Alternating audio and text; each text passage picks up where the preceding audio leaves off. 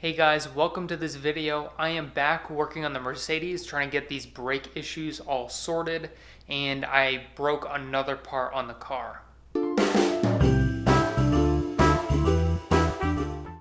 So previously I posted a video called Brake Fail, and that's where I broke a ton of components working on the car.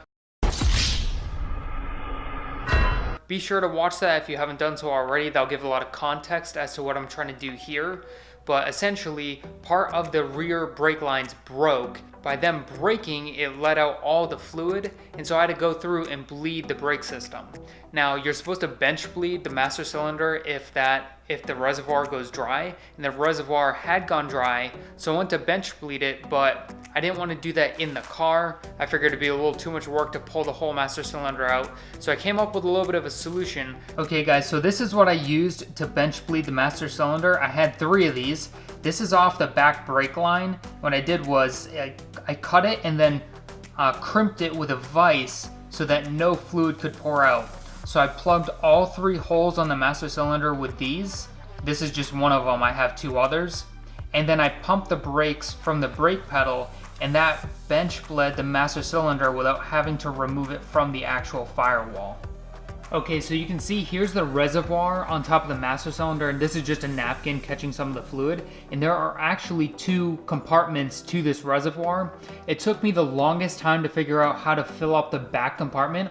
All you have to do is overflow the front one and it flows into the back.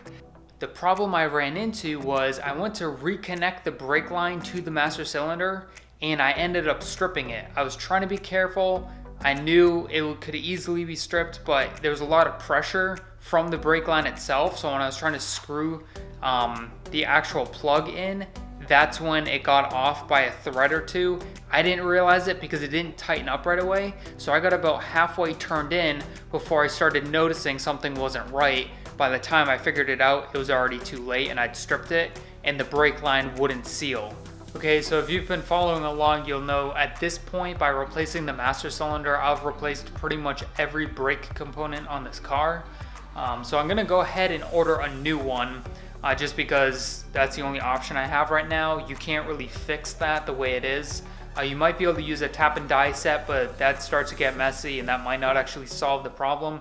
So I'm gonna just go ahead and order a new one, and then once I get that in, I'll install it, bleed the whole system, then hopefully from there I won't have any more brake issues. So thanks for watching guys. Hopefully you don't have this much trouble if you're replacing your brakes, and this is just maybe some notes that can help you. If you're going through doing this stuff, just be careful, because I didn't think I was stripping that screw, but apparently I was, and now I'm stuck in this position. So hopefully this will help you to avoid that for yourself.